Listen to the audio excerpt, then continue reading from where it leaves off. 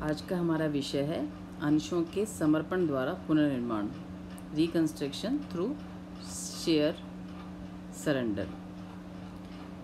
कभी कभी पूंजी का पुनर्निर्माण एक दूसरे रूप में ही देखने को मिलता है, जिसमें कंपनी अपने अंशों को कम मूल्य के अंशों में विभाजित कर देती है, यानी अपने बड़े अंश के मूल्य को छोटे छोटे अंशों में विभाजित कर देती है और तत्पश्चात अंशधारी अपने अंशों में से कुछ अंश कंपनी को समर्पित कर देते हैं, सरेंडर कर देते हैं, ताकि कंपनी अपनी पूंजी का पुनर्निर्माण कर सके। ऐसे समर्पित किए गए अंश, ऐसे शेयर सरेंडर का प्रयोग व्यापारिक दायित्वों, ऋण पत्रों, अंशधारियों आदि को उनके पूर्ण या आंशिक भुगतान के रूप में किया जाता है। ऐसे समर्पित अंश जिनका पुनर्निगमन नहीं किया गया है, अर्थात कुछ अंश समर्पित अंश तो ऋणपतधारियों को या लेनदारों को भुगतान के काम में ले लिए जाते हैं, लेकिन यदि कुछ अंश ऐसे हैं जो योजना के अंत तक भी जिनकी आवश्यकता नहीं होती या फिर जिन्हें पुनर्निगमित नहीं किया गया है, उन्हें रद्द कर दिया जाता है और उसे कैपिटल रिडक्शन अकाउंट में ट्रांसफ़र कर दिया जाता है, जिसका प्रयोग हानियों को अपलिखित करने के लिए किया जाता है।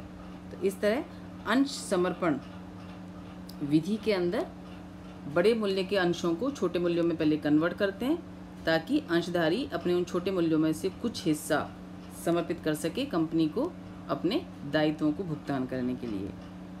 इसके अंतर्गत जो प्रविष्टियां बनती हैं, उसमें अंश समर्पण की पहली प्रविष्टि बनती है हमारी अंश समर्पण करने पर। हमारी प्रविष्टि बनती है share capital account debit to share surrendered account. क्योंकि यहाँ पे पूंजी हमारी समाप्त हो रही है, तो शेयर कैपिटल अकाउंट डेबिट कर देंगे टू शेयर सरेंडर्ड अकाउंट। जब भी इन अंशों को किसी को भुगतान के लिए पुनर्निगमित करते हैं, तो हमारी एंट्री बन जाएगी share surrendered account debit to share capital account. यदि वो इक्विटी के फॉर्म में इशू किए गए हैं तो इक्विटी शेयर कैपिटल, यदि प्रेफरेंस शेयर्स के रूप में किए गए हैं तो प्रेफरेंस शेयर कैपिटल। अंत में, योजना के अंत में, यदि कुछ अंश ऐसे हैं जो सरेंडर बच गए हैं, जिन्हें किसी भुगतान के काम में नहीं लिया गया है, तो उन्हें रद्द कर दिया जाएगा और रद्द करने पर हमारी एंट्री बन जाएगी share surrendered account debit to capital reduction account. Entries करते समय हमें ध्यान रखना है कि जब भी सरेंडर शेयर्स में से किसी को भुगतान किया जाता है, तो भुगतान करने की और शेयर सरेंडर को अंशों में कन्वर्ट करने की एंट्री एक ही बनती है, share surrender account debit to preference share capital और इक्विटी शेयर कैपिटल, और उन दायित्वों की संपूर्ण राशि को कैपिटल रिडक्शन अकाउंट में ट्रांसफ़र कर दिया जाता है। अब इन एंट्रीज को हम एक एग्जाम्पल से देखेंगे। जैसे यहाँ पे एग्जाम्पल दिया हुआ है, जहाँ पे हमारी अंश पूंजी 8,000 इक्विटी शेयर 100 रुपये के हैं 8 लाख रुपए के, लॉस है हमारा 10,70,000, डिवेंचर्स हैं 14 लाख रुपए के, क्रेडिटर्स हैं 4,50,000, डिबेंचर्स का एक्रूड इंटरेस्ट दावे के रूप में दिखा रखा है हमारा 70,000 रुपये का, और इनकम टैक्स भी ड्यू है यहाँ पर 10,000। संपत्तियों में फिक्स एसेट्स है 14,30,000 की, नॉन करंट इन्वेस्टमेंट है 17,000, स्टॉक 80,000, डेटर्स और कैश। नीचे लिखा हुआ है इसमें कि प्रत्येक इक्विटी अंश जो अभी हमारे 100 रुपये का है, उसको 5 रुपये वाले 20 पूर्ण प्रदत्त अंशों में उप विभाजित किया जाएगा, यानी सब डिवाइड किया जाएगा। प्रत्येक अंशधारी अपने द्वारा धारित अंशों को उप डिवाइड करने के बाद अंशधारियों ने अपने 95% भाग को कंपनी को समर्पित कर दिया है, जिसको ऋणपतधारियों को और लेनदारों को आवश्यकता अनुसार निर्गमित किया जाएगा, और यदि कुछ अंश बच जाएंगे तो उन्हें रद्द कर दिया जाएगा। समर्पण किए गए अंशों में से 5 रुपये वाले 46,000 शेयर्स, जो 5 रुपये का है, उसको 8% प्रेफरेंस शेयर्स में कन्वर्ट किया गया है, जिसे डिबेंचर्स होल्डर को भुगतान के रूप में काम में लिया जाएगा। डिबेंचर होल्डर का कुल दावा 2,30,000 रुपये तक कम कर दिया जाएगा, जिसे प्रेफरेंस शेयर्स देंगे। आयकर का पूर्ण भुगतान नकद में कर दिया जाएगा। लेनदारों के दावों को 80% से कम करना है, यानी हमारे टोटल दावे हैं 4,50,000 के, जिसे 80% से कम कर देंगे तो सिर्फ 20% का हमें भुगतान करना है, और भुगतान के लिए हमने सरेंडर शेयर्स में से 5 वाले पूर्ण प्रदत्त इक्विटी शेयर्स में कन्वर्ट करके इन्हें भुगतान किया है। स्थायी संपत्तियां हमें कम करनी है 2,30,000 तक, और शेष अंशों को रद्द कर दिया जाएगा, समर्पित अंशों को। तो इसमें हमारी पहली एंट्री बनेगी, जो पहली एंट्री है हमारी, जिसमें हम इक्विटी शेयर केवल 100 रुपये के अंशों को हम सब डिवाइड उप विभाजित कर रहे हैं 5 रुपये के अंशों में। उसके बाद उनका समर्पण किया जाएगा। उसके पश्चात हम उसका भुगतान करेंगे डिबेंचर होल्डर को, तब प्रेफरेंस शेयर्स में कन्वर्ट किया जाएगा। यदि हम भुगतान कर रहे हैं क्रेडिटर्स को तो इक्विटी शेयर्स में कन्वर्ट किया जाएगा। तो पहली एंट्री बनेगी हमारी शेयर कैपिटल को, तो चूंकि 100 रुपये का शेयर 5 में कन्वर्ट हो रहा है, तो एंट्री बनेगी हमारी old denomination to new denomination, यानी ₹100 equity share capital account debit to ₹5 equity share capital.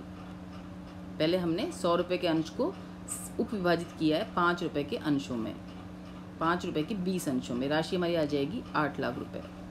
Second entry, इसमें से 95% का उन्होंने समर्पण कर दिया है कंपनी को, तो पूंजी कम हो जाएगी। तो ₹5 equity share capital account debit to surrendered share account, to surrendered share account. राशि आ जाएगी हमारी 8 लाख का 95%, यानी 7,60,000, 7,60,000 रुपये।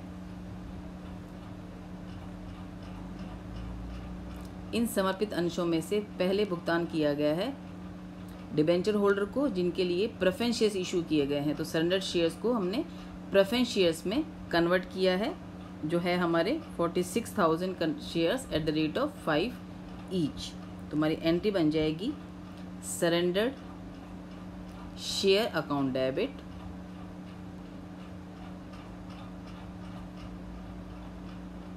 Surrendered share account debit to 8% preference share capital account, 8% preference share capital account. राशि आ जाएगी हमारी 2,30,000 रुपये। सरेंडर शेयर्स को प्रेफरेंस शेयर्स में कन्वर्ट करने की और डिबेंचर होल्डर को भुगतान करने की, दोनों की हमारी यही प्रविष्टि बनेगी, यानी surrender shares convert into 8% preference shares, 5 each fully paid up and issue to debenture holder. हमारा इसका निरीक्षण हो जाएगा। राशि आ जाएगी हमारी 2,30,000 रुपये।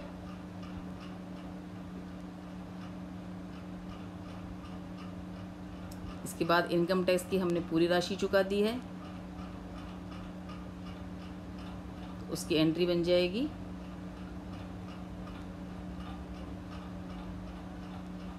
एक बात ध्यान रखनी है, शेयर सरेंडर में जब भुगतान कर रहे हैं डिबेंचर होल्डर को, तो डिबेंचर होल्डर के संपूर्ण दावे की राशि को कैपिटल रिडक्शन अकाउंट में ट्रांसफर कर दिया जाएगा।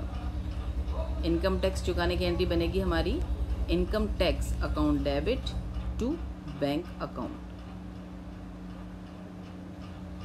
10,000 रुपये। इसके बाद क्रेडिटर्स ने अपने दावों को 80% तक कम कर दिया है, तो उन्हें भुगतान करना है सिर्फ 20% का। क्रेडिटर्स की राशि है हमारी 4,50,000 रुपये। इसका 20% यानी 90,000 रुपये के सरेंडर शेयर्स को हम कन्वर्ट कर देंगे 5 रुपये के इक्विटी शेयर कैपिटल में और भुगतान कर देंगे क्रेडिटर्स को। तो इन दोनों की एक ही प्रविष्टि बनेगी, surrendered shares account debit to equity share capital account. Surrender shares को हमने कन्वर्ट कर दिया है इक्विटी शेयर कैपिटल में। राशि आ जाएगी हमारी 90,000 रुपये, यानी हमने 18,000 शेयर्स इशू किए हैं क्रेडिटर्स को, 5 रुपये ईच के अकॉर्डिंग फुली पेड अप। इसकी भी संपूर्ण राशि हम ट्रांसफ़र कर देंगे कैपिटल रिडक्शन अकाउंट में। जब भी किसी को शेयर सरेंडर में से भुगतान किया जाएगा, तो भुगतान करने की और शेयर्स कन्वर्ट करने की एंट्री एक ही बनेगी और उनके दावों की संपूर्ण राशि को कैपिटल रिडक्शन अकाउंट में हम ट्रांसफ़र कर देंगे। जो अंश हमारे बच जाएंगे उन्हें भी कैपिटल रिडक्शन में ट्रांसफ़र कर दिया जाएगा।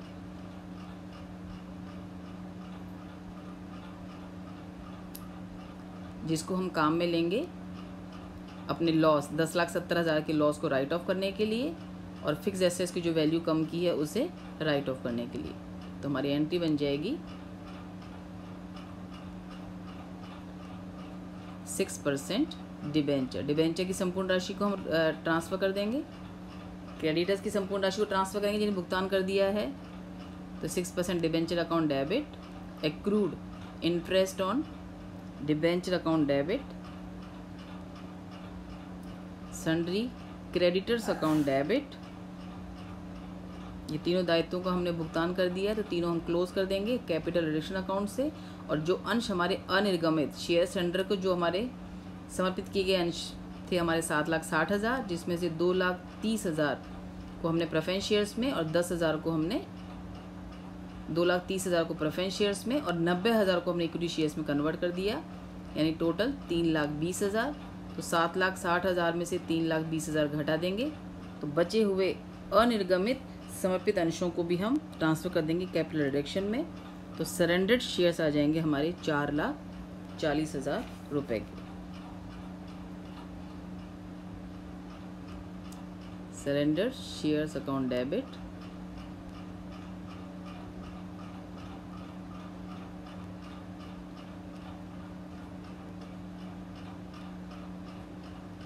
डिबेंचर्स की पूरी राशि आ जाएगी इसमें 14 लाख रुपए।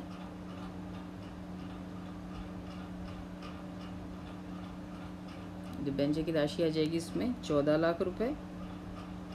एक्रूड इंटरेस्ट है हमारा 70,000, क्रेडिटर्स थे हमारे 4,50,000 के और बचे हुए शेयर थे 4,40,000। तो टोटल राशि हमारी आ जाएगी 23,60,000 रुपये की, जिससे हमें अपनी हानियाँ संपत्तियों का मूल्य अपलिखित करना है और यदि कुछ बचेगा तो उसे कैपिटल रिजर्व अकाउंट में ट्रांसफ़र कर दिया जाएगा। तो लास्ट एंट्री बनेगी हमारी कैपिटल रिडक्शन अकाउंट डेबिट,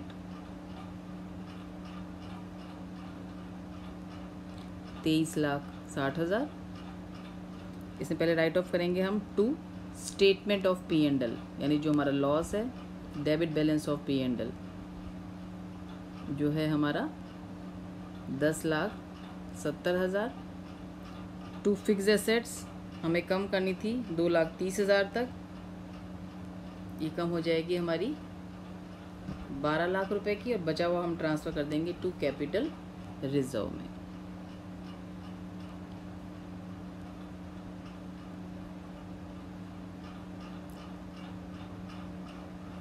यहाँ लॉस है हमारा 10,70,000, संपत्तियों को मिला 14,30 था, जिसे कम करके 2,30 तक लेके आना है, यानी 12 लाख इसको राइट ऑफ करना है।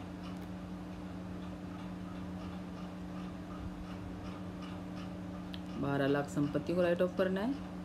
फिर भी हमारा बैलेंस बच रहा है 90,000 का, इसको ट्रांसफ़र कर देंगे हम कैपिटल रिजर्व अकाउंट में।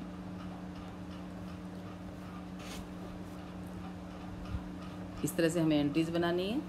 बैलेंस शीट में यहाँ फॉर्मल तरीके से बना के नहीं समझा रही हूँ, सिर्फ आपको थोड़ा सा ब्रीफ कर रही हूँ कि बैलेंस शीट में आइटम्स किस किस तरीके से निकाले जाएंगे। आपको फॉर्मल तरीके से अपनी बैलेंस शीट बनानी है। सबसे पहले इशूड एंड सब्सक्राइब कैपिटल, इसमें हमारी आ जाएंगे सबसे पहले प्रेफरेंस शेयर्स आ जाएंगे। इसमें हमारे इशूड एंड सब्सक्राइब में सबसे पहले आ जाएंगे हमारे preference shares 46,000, 8% preference shares at the rate of 5 each, fully paid up, जो हमने इशू किए थे डिबेंचर होल्डर को। राशि आ जाएगी 2,30,000। इक्विटी शेयर्स की राशि हम कैसे निकालेंगे? तो हमारी पुरानी बैलेंस शीट में हमारे शेयर्स थे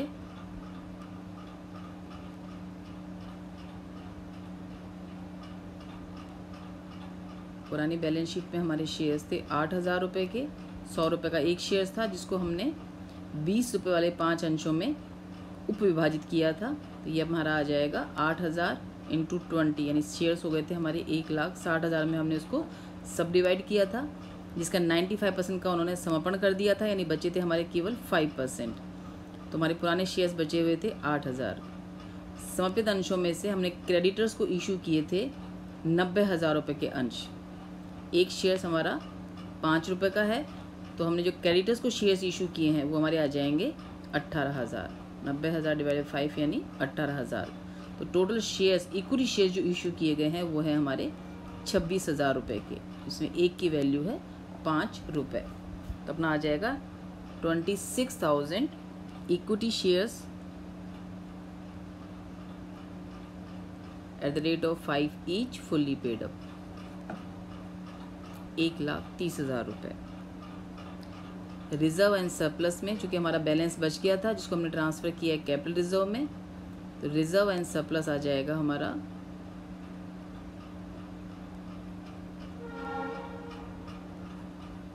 इसमें कैपिटल रिजर्व आ जाएगा हमारा 90,000 रुपये का।